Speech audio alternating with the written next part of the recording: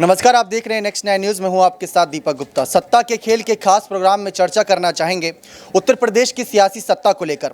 कहा जाता है उत्तर प्रदेश की सियासी सत्ता इतनी बड़ी सत्ता है, यहाँ से ज़्यादातर कैबिनेट के मंत्री, ज़्यादातर प्रधानमंत्री, राष्ट्रपति इसी सत्ता से यहाँ पर आते हैं और दिल्ली की सत्ता तक पहुँचना है तो यूपी जीत लीजिए, ये बात पुरानी कहावत है। लेकिन इस कहावत को कौन सच करके दिखाएगा लोकसभा चुनाव 2024 में, अब इस बात पर भी काफ़ी ज़्यादा दारोमदार बना हुआ है। एक तरफ योगी आदित्यनाथ की सरकार के पुलिस लगातार कार्रवाई कर रहे हैं ऐसे माफियाओं पर जो अभी तक आतंक फैलाए हुए थे उत्तर प्रदेश में। लेकिन क्या इन सब के बाद योगी आदित्यनाथ को वो समर्थन मिल पाएगा 2024 के चुनाव में जो एक वोट के रूप में होता है? क्या वो समुदाय उनको वोट देगा या नहीं, ये बहुत बड़ा सवाल है। और ऐसे में अगर बात करें अखिलेश यादव की, अखिलेश यादव इन्हीं मुद्दों का हथियार बना रहे हैं। लेकिन दूसरी तरफ मायावती अखिलेश और योगी की लड़ाई को बस बैठे देख रही हैं और अपनी कहीं ना कहीं रणनीतियां साफ करती नजर आ रही हैं लोकसभा चुनाव को लेकर। उन्होंने हाल ही में अपने नए जो प्रदेश अध्यक्ष होते हैं उनको नियुक्त किया था और उन्होंने, विश्वनाथ ने साफ कहा था कि हमारा सबसे पहला लक्ष्य है कि बहन जी को प्रधानमंत्री पद तक पहुंचाना, यानी मायावती को प्रधानमंत्री बनाना। जैसा कि अखिलेश यादव की इच्छा अधूरी रह गई, सपा पार्टी के कई नेताओं की इच्छा अधूरी रह गई जो मुलायम सिंह यादव को प्रधानमंत्री पद तक देखना चाहते थे। लेकिन शायद मायावती के साथ ऐसा ना हो, इसीलिए मायावती के समर्थक नेता जो बचे कुचे हैं, जो बीजेपी में शामिल हुए, कुछ सपा में शामिल हुए, इसमें से नाम एक स्वामी प्रसाद मौर्य का भी है जो पहले बीजेपी में आए फिर उसके बाद सपा में आए। ऐसे कई सारे नेता हैं जो अब भी ये ख्वाहिश और ये उम्मीदें लगाए बैठे हैं कि मायावती लोकसभा चुनाव जीतकर कहीं ना कहीं प्रधानमंत्री बनेंगी, क्योंकि यूपी की बिल्कुल जमीनी हकीकत उन्होंने देखी भी है और साथ ही साथ विपक्षी दलों का समर्थन भी उन्हें मिलता है। बाकी विपक्षी दल भी चाहते हैं कि उनके साथ समर्थन करें। 10 करीब सीटें अभी उनके पक्ष में है, लेकिन जब हम 272 के अगर हम बहुमत के आंकड़े की बात करते हैं तो ये आंकड़ा बहुत बड़ा होता है। लेकिन अगर वहीं बात कर ले अखिलेश की, नीतीश की, राहुल की, अगर वही नेता इनको समर्थन कर दें तो शायद बात बन जाए। क्योंकि आप एक तरफ ये कयास लगा रहे हैं कि विपक्ष राहुल को समर्थन कर दे, लेकिन राहुल में ऐसी क्या खासियत है जो उनको समर्थन कर दे? उनको तो यहां पर कह सकते हैं विपक्ष ने कहीं ना कहीं बैठे बिठाए सियासी रोटियां सेकने का मौका दे दिया है, जो उनको एक मौका मिला है।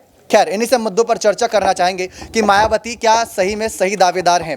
ये एक आखिरी बार फैसला होगा कि मायावती को क्या आगे यहाँ पर आने वाले वक्त में बड़े पद दिए जा सकते हैं अगर वो विपक्षी एकता को सपोर्ट करती हैं। वैसे तो उन्होंने अपने जन्मदिन के दिन साफ कह दिया था कि वो अकेले चुनाव लड़ेंगी और विधानसभा लोकसभा चुनाव में किसी के साथ गठबंधन नहीं करेंगी। लेकिन पहले वो पंजाब जाकर अकाली दल के साथ हाथ मिलाती हैं। आज खबर आती है ओपी राजभर को लेकर। तो ऐसी चर्चाएं जारी रहेंगी और करीब 1.5 साल का वक्त बचा है। उस 1.5 साल में सत्ता का खेल जरूर बदलेगा। पहला सवाल यहाँ प्रांची से रहेगा कि मायावती का अगला प्लान लोकसभा चुनाव को लेकर क्या रह सकता है। राहुल आगे आ रहे हैं लेकिन उनके नाम पर गांधी परिवार का एक टैग लगा हुआ है। अखिलेश आगे आ रहे हैं लेकिन उनके आगे यादव परिवार का एक टैग लगा हुआ है। लेकिन मायावती एक ऐसा नाम है जिनको कहीं ना कहीं किसी का समर्थन नहीं था, अपने दम पर मेहनत करी और आज इस मुकाम पर है कि 4 बार मुख्यमंत्री रहे, 1 बार कार्यकाल पूरा भी करा। लेकिन क्या कभी पीएम बनने का सपना पूरा हो पाएगा उनका?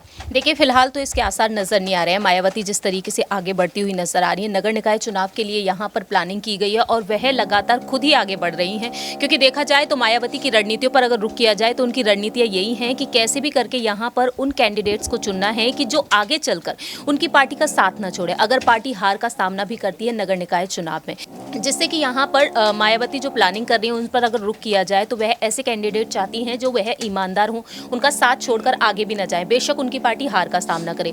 दूसरी ही तरफ यहाँ पर पीएम पद की दावेदारी की अगर बात की जाए तो अभी फिलहाल नहीं लगता है कि मायावती यहाँ पर पीएम पद की दावेदारी के लिए नजर आएंगी, क्योंकि कहीं ना कहीं चांसेस यहाँ पर अखिलेश यादव के भी कम नजर आ रहे हैं। और इस वक्त मायावती साफ तौर पर कह चुकी है कि वह किसी भी छोटे दल, किसी भी बड़े दल के साथ गठबंधन नहीं करना चाहेंगी।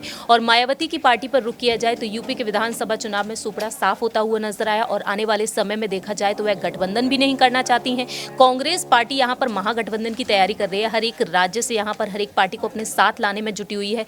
लेकिन मायावती यहाँ पर एक अलग ही राह अपनाती हुई नजर आई, जिससे कहीं ना कहीं लगता है कि 2024 मायावती के लिए काफी ज्यादा परेशानियों से घिरा हुआ नजर आएगा। जी, यानी कि जो बची कुछ 10 सीटें हैं वो भी उनके हाथ से जाती नजर आ सकती है। एक सवाल कपिल सर से रहेगा, जैसा कि प्रांची ने यहाँ पर साफ कहा कि मायावती किसी के यहाँ पर अपने आप को पीएम पद का दावेदार शायद अब ना समझ रही हो, जो हालात बीजेपी ने उनके लिए पैदा कर दिए और जो हालात समाजवादी पार्टी ने पैदा कर दिए। तो यहाँ पर सवाल आपको इसी मुद्दे पर है कि किस तरीके से अगर मायावती अपना खुद को पीएम पद पर नहीं देख रही तो वो किसे यहाँ पर आगे बढ़ाने का सोचेंगी? क्या अखिलेश होंगे, क्या राहुल होंगे? क्योंकि अखिलेश और राहुल भी एक साथ अभी तक नजर नहीं आ रहे। खड़गे के साथ भले अखिलेश नजर आए तो मायावती का समर्थन किसकी तरफ रहेगा? देखिए, मुझे लगता है कि आने वाले वक्त में उनका समर्थन जो है वो बीजेपी की तरफ रहेगा, क्योंकि अगर केंद्र की बात करी जाए तो वहाँ पर भी बीजेपी है, राज्य की बात करी जाए वहाँ पर भी बीजेपी है। और एक कहीं ना कहीं जो चीज़ हमने देखी थी कि आय से अधिक संपत्ति का जो मामला था उसमें वो फंसती हुई नजर आई थी। तमाम ऐसे केस हैं जो कहीं ना कहीं उनके खिलाफ यानी कि मायावती के खिलाफ भी शुरू किए जा सकते हैं, और इसी से बचने के लिए मुझे लगता है कि मायावती बीजेपी को समर्थन देती हुई नजर आएंगी, चाहे वो केंद्र की बात हो चाहे राज्य की बात। जी बहुत बहुत शुक्रिया। लेकिन यहाँ पर जिस तरीके से मायावती के अभी हाल फिलहाल के ऐलान की अगर हम बात कर ले, ओपी राजभर तमाम यहाँ पर कयासबाजियों का एक विषय बने हुए हैं कि वो मायावती को समर्थन करेंगे या किसे समर्थन करेंगे, समाजवादी पार्टी किसे समर्थन करती नजर आएगी, ये भी एक बहुत बड़ा सवाल है। लोकसभा चुनाव 2024 धीरे धीरे नजदीक आ रहा है। अब विधानसभा चुनाव से होते हुए लोकसभा चुनाव तक का रास्ता साफ करना चाह रही हैं पार्टियां, लेकिन उन्हीं विधानसभा चुनाव में मायावती की पार्टी कहीं नहीं दिख रही। और एक तरफ उनके प्रदेश अध्यक्ष ये कहते हैं कि मायावती को प्रधानमंत्री बनाना है, तो आखिर वो कैसे इस पद तक उन्हें लेके जाएंगे? देखिए, मायावती प्रधानमंत्री तो बनना दूर, अब देखिए कि उत्तर प्रदेश की सियासत में जिस तरीके से वो हाशिए पर पहुंच गई है, वो पार्टी जो सत्ता में कई बार रही है और उसके बाद आज जो है उनका एक विधायक उत्तर प्रदेश की विधानसभा में बैठता है, तो ये कहीं ना कहीं सवाल एक बड़ा जो है बहुजन समाज पार्टी पर, क्या वाकई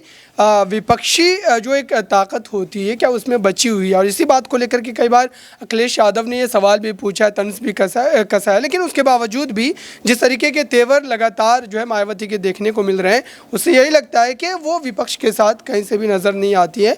और इसका सीधे तौर पर जो एक खाली स्पेस जो बचेगा वो भारतीय जनता पार्टी के हित में जाएगा, और बीजेपी उत्तर प्रदेश में जो है कई सीटों पर अगर जीत का सेहरा उनके सर जाएगा तो उसकी एक बड़ी वजह मायावती भी हो सकती है, बीएसपी के वोटर्स भी हो सकते हैं। आप देखिए कि अभी तक की अगर बात की जाए तो कहीं भी विपक्षी एकजुटता को लेकर के बात नहीं करती हैं, और नहीं अगर 24 लोकसभा चुनाव की बात करें या फिर विधानसभा की बात करें, नगर निकाय की बात करें, कहीं पर भी वो अखिलेश यादव या किसी भी अन्य दल के साथ जाने का उन्होंने अब तक ऐलान नहीं किया। हाँ, ये ऐलान ज़रूर किया है कि वो किसी भी पार्टी के साथ जो है जो गठबंधन का हिस्सा नहीं होंगी 2024 में। जी बहुत बहुत शुक्रिया। एक आखिरी सवाल यहाँ आसिफ सर से लेना चाहेंगे कि लोकसभा चुनाव को लेकर अभी तक विपक्ष एक नहीं हो पाया है, विपक्षी एकजुटता को लेकर और विपक्षी एकजुटता के संदेश जो अभी तक नहीं दे पा रही है यहाँ पर भारतीय जनता पार्टी के खिलाफ, उसको आप कैसे देख रहे हैं? मायावती, ममता, ये कुछ ऐसे चेहरे हैं जो अपने खुद दम से आगे बढ़े हैं। यादव परिवार से अखिलेश यादव आगे आए, गांधी परिवार से राहुल गांधी आगे आए, अगर नीतीश का भी देख ले तो उन्हें भी अच्छा खासा परिवार का ही समर्थन है। तो अगर बाकी परिवारवाद से हटकर अपने खुद के दम पर राजनीति में जगह बनाने की देखा जाए तो मायावती, ममता का है, तो इनकी भूमिका आप विपक्षी एकता और बीजेपी के हार का स्वाद चखाने में कितना महत्वपूर्ण समझते हैं? शुक्रिया दीपक। देखिए, 2024 में दरअसल इसी बात को लेकर चर्चाएं हो रही हैं, लेकिन ज़मीनी हकीकत हमारा बाखूबी तरीके से जान रहे हैं कि किसी भी सूरत में जो है ख़ास करके नहीं एक साथ जा सकते हैं, क्योंकि देखिए गांधी परिवार का सोच अलग है, कांग्रेस की राह अलग है, नीतीश कुमार भले ही दे रहे हैं क्योंकि हम और आप जानते हैं कि बिहार की एक मजबूरी है, गठबंधन है इस वजह से, लेकिन ममता बनर्जी को जब सुनते हैं, केजरीवाल को सुनते हैं, अखिलेश यादव को सुनते हैं, तब फिर ये वाला जो खेल आता है कि मोदी वर्सेस ऑल, ये खेल फिर ख़त्म हो जाता है। तो कहीं से भी मुझे नहीं लगता कि ये लोग 2024 में एकजुट हो पाएंगे। हाँ, अपने अपने क्षेत्र से भले ही मोदी सरकार को डिफेंड करें, लेकिन ये कि नेशनल लेवल पे एक साथ होकर करना, मुझे लगता है ये थोड़ा सा बहुत आश्चर्य वाली बात होगी। यानी कि नेशनल लेवल पर ये थोड़ा मुश्किल रहने वाला है। कुल मिलाकर देखा जाए आज की हमारी इस चर्चा के विषय सत्ता खेले खास प्रोग्राम से ये बात तो साफ हो गई है कि राहुल गांधी, अखिलेश, केजरीवाल, नीतीश, कुछ ऐसे बड़े नाम हैं, नवीन पटनायक को भी इसमें जोड़ लें